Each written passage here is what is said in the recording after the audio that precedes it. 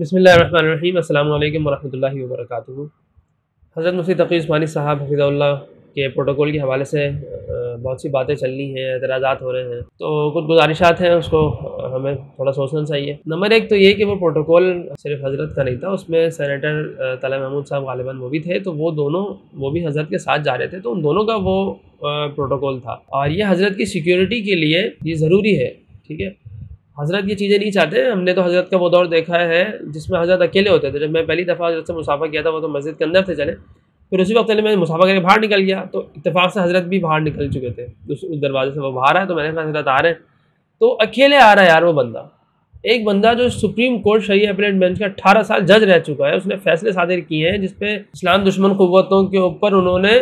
ہتھوڑے برسائے ہیں، ایسے ایسے فیصلے ہیں، اور انہوں نے جو فیصلے صادر کیے ہیں اس پہ ان کو تھریٹس وغیرہ اس طرح کی بہت سی چیزیں ہیں۔ ایسے بندے کو تو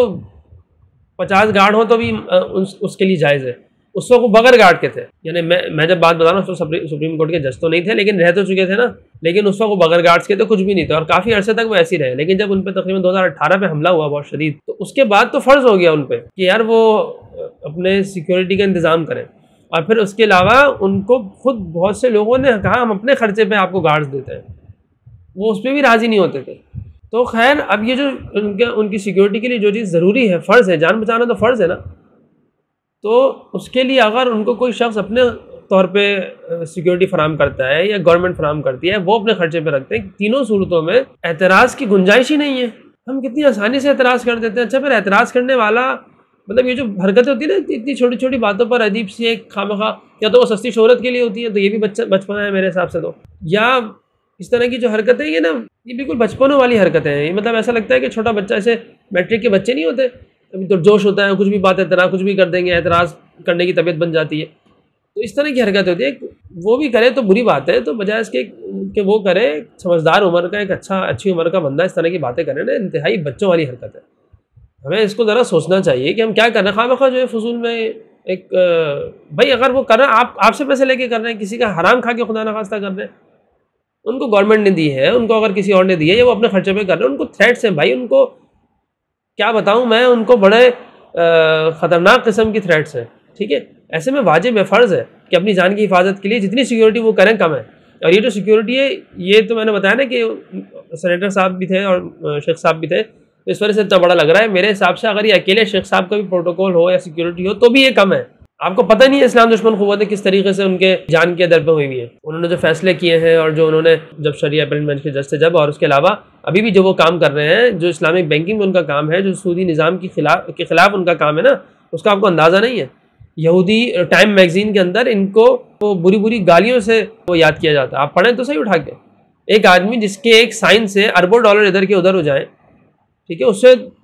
دنیا اسلام دشمن طاقتیں پریشان تو ہوں گی کہ یار ہم اتنی محنت کر کے ہم نے اسلامک نظام سے ہٹا کر ان کو، اسلامک سسٹم سے ہٹا کر ان کو ہم لوگوں نے انٹرسٹ کے اوپر ڈالا ہے۔ یہ ایک تقی عثمانی اٹھتا ہے اور یہ پوری ہماری محنت کے اوپر ایک اس کا جو فتویٰ ہے وہ سائن، ایک فتویٰ، ایک سائن، ایک مہر ان کی، ایک دستخط ان کا جو ہے وہ ہماری پوری محنت پر ایسے پانی پھیر دیتا ہے کہ جیسے کچرا ہوا میں اڑتا ہے۔ خیر، تو یہ اعتراض بالکل بھی نہیں بنتا، اور حضرت کی شخصیت، حضرت کے اتنے احسانات ہیں، وہ بندہ میں تاریخ میں بھی دیکھتا ہوں نا، تو جیسی مثالیں بہت خال خال نظر آتی ہیں۔ حضرت کے احسانات نہ صرف مملکت پاکستان پر ہیں، بلکہ اس کے علاوہ عالم اسلام پر حضرت کے بہت بہت احسانات ہیں،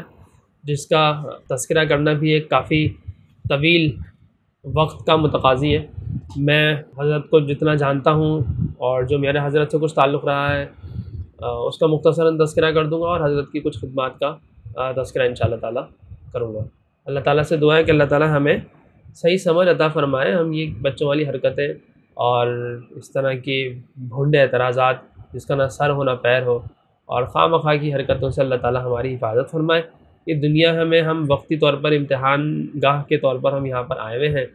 امتحان دینے آئے ہیں، اس میں اپنا کام کریں، پروڈکٹیو کام کریں، اپنی زندگی کو بہتر سے بہتر بنانے کی کوشش کریں۔ دوسروں کے لیے اگر بھلائی نہیں کر سکتے تو کم از کم برائی نہ کریں،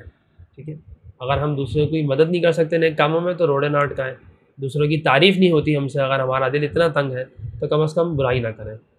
ٹھیک ہے۔